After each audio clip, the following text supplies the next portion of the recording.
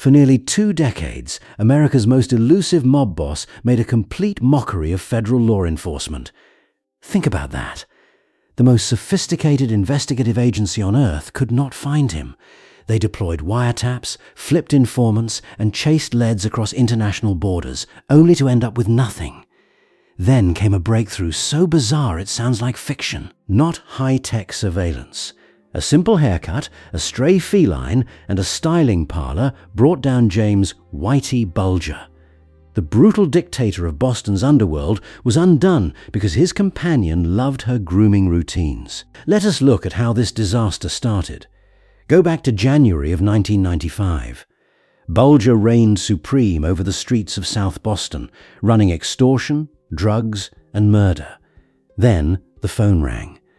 The boss received a secret warning that a massive federal indictment was coming down. Who leaked that sensitive information? His own corrupt handler, John Connolly Jr. Think about that. The man supposed to catch him protected him instead. Armed with this inside tip, Bulger grabbed his partner, Catherine Grigg, and vanished into thin air. Gone. No trail. Just an empty apartment left, holding nothing. For years, the fugitive remained a phantom. The authorities circulated his mugshot globally, plastering his face on billboards and screens. They chased leads across multiple continents, expending millions in taxpayer money and exhausting thousands of hours, only to hit a brick wall every turn. His name sat prominently on the 10 most wanted list, positioned right next to global terrorists. Yet, the trail stayed freezing cold. No confirmed sightings materialized.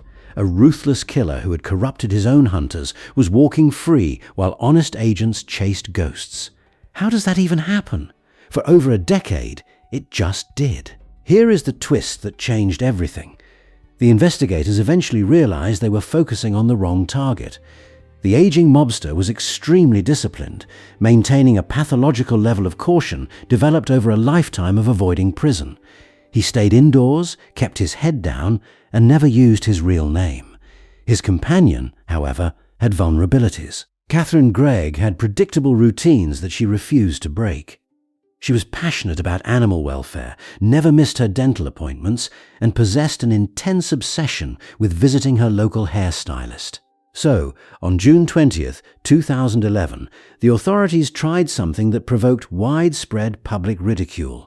The agency produced a 30-second television broadcast. It focused entirely on the lifestyle of his female companion, detailing her grooming habits, styling visits, and dental appointments. It cost $50,000 to produce, broadcasting 350 times across 14 different cities. Who was the target demographic? Regular women watching television during the day. Specifically, the planners targeted customers of high-end spas, the precise venues Gregg frequented. It was a calculated trap designed to catch a killer by focusing on his partner's vanity. Genius, right? Not everyone thought so. The mockery came fast. Media commentators openly ridiculed the strategy on national television, mocking the idea that a notorious gangster could be captured through daytime advertising aimed at daytime viewers. The skepticism was relentless. People scoffed at a $50,000 campaign highlighting hairstyles when the target was linked to 11 brutal murders. It looked desperately silly. It was the kind of idea that gets an agent laughed out of the room. For 24 hours, the critics looked right. Then came June 21st, 2011. Just one day after the ad launched, a woman in Iceland turned on her television and caught a CNN report about the campaign. Her name was Anna Bjornsdottir. Anna was not some random viewer. She was the former Miss Iceland, crowned back in 1974. When she saw those faces flash across the screen, her stomach dropped. She knew them. How did a beauty queen in Iceland recognize a Boston crime boss? A cat? I'm serious. Anna had lived near the couple in Santa Monica, California, in a quiet neighborhood where nobody asks questions. A stray cat wandered the block. Anna and Catherine Grigg spent hours together, bonding over that animal, feeding it and chatting like ordinary neighbors. Grigg went by an alias. Bulger played the harmless retiree. Nobody suspected a thing, until a stray cat and a TV commercial collided in the strangest way possible.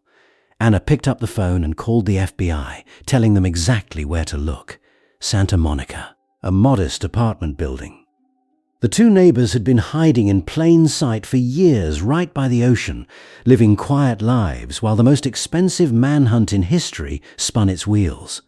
One phone call from Iceland, triggered by an ad everyone had just finished mocking, changed everything. The critics who laughed the day before? Silent now. But catching a man like Bulger is not simple. This was someone who had survived nearly 2 decades on the run by being smart, armed, and ready for anything. Storming the apartment could easily trigger a bloodbath, so the FBI got clever. On June 22, 2011, agents came up with a simple lie. They told Bulger that someone had broken into his storage locker in the building's basement garage. That was the whole trick. A minor problem. The kind of thing that pulls an old man out of his room without a second thought. And it worked. Bulger walked down to the garage to check on his gear, and agents were waiting. FBI agent Phil Torsney moved in and arrested him right there. No shootout, no struggle. The man who ruled Boston's underworld surrendered over a fake break-in. Later, Bulger admitted why he fell for it. He said he had grown old, soft. He had lost his criminal edge. The predator who terrorized a city for decades got outsmarted by a story about a storage locker because he got comfortable, because he was tired. Now here is where the Quiet Retiree Act fell apart. Agents searched that apartment, and what they pulled out of the walls stopped them cold. 30 firearms. 30. Loaded, hidden inside the very walls of a home where an old couple fed stray animals and chatted with beauty queens. And the cash? $822,000 stuffed into those same walls. Nearly $1 million in hidden money and an arsenal big enough for a small army, all tucked behind the drywall of a modest beachside apartment. So much for soft. Think about the two versions of this man. On the surface, a gentle old neighbor with a partner who liked grooming parlors. Behind the walls, 30 guns and a fortune in cash, ready for war at a moment's notice. The domestic life was a costume. Underneath, it was the same dangerous man who had been running from justice since the mid-90s. The tip that unraveled all of it came from a neighbor who had bonded with his companion over a stray feline. You couldn't script something this absurd and have anyone believe you. What did that controversial advertising campaign actually buy? The reward paid to Anna Bjornsdottir came to $2 million. For recognizing her old neighbors on television and making a single phone call, she became an overnight millionaire. Do the math on that. The government spent a modest sum on a commercial critics called a punchline, and it led straight to the capture of a fugitive who had eluded them for nearly 20 years. The cheapest, most mocked idea in the whole operation is the one that cracked it wide open. Who is laughing now? The trial came in August 2013, stripping away any lingering myth about who this man really was. A jury convicted Bulger of racketeering and found him guilty of taking part in 11 murders. 11. The sentence matched the horror of it. 2 consecutive life terms, plus 5 more years on top. There was no version of freedom left for him. The man who had danced around the law for most of his life would die behind bars. The only question left was how his story would end. And Catherine Gregg? She made a choice that tells you everything about the world these two lived in. Prosecutors wanted her to testify under oath about who helped the couple stay hidden for all those years. Someone had to have known. Someone had to have helped. But Gregg refused. She chose to serve extra time in prison rather than say a single word about their protectors. Loyalty over freedom. Silence over a lighter sentence. She would rather sit in a cell than name a single name. That was the code. Bulger's ending came on October 30th, 2018. He had just been transferred to a federal prison in West Virginia, USP Hazelton. Within hours of arriving, other inmates beat him to death. Hours. Not days. He was killed almost immediately, an 89-year-old man in a wheelchair, murdered inside the very system that had chased him for so long. For a man who had built his life on violence, the way he died carried a brutal kind of symmetry. Nobody could protect him now. Not his corrupted contacts, and not his terrifying reputation. The story did not stop with his death, either. Justice for that prison killing dragged on for years. In September 2024, Fotio's Freddy Giaz pleaded guilty to voluntary manslaughter for the assault and received 25 additional years. Think about that. 25 years for killing an old man already serving life. He did not act alone, either. Just a month earlier, Paul de Calogero got over 4 years for serving as the lookout during the attack. Even in death, Bulger's story kept generating fresh convictions. Step back and look at the whole picture. Think about the enormous high-tech search resources deployed over several decades. Yet, none of those advanced tactical systems cracked the mystery. The ultimate breakthrough had nothing to do with digital surveillance or elite military units. Instead, the high-tech manhunt was completely bypassed by simple domestic routines. A daytime appeal reached an observant resident thousands of miles away, who simply remembered tending a neighborhood pet with a quiet elderly couple in Southern California.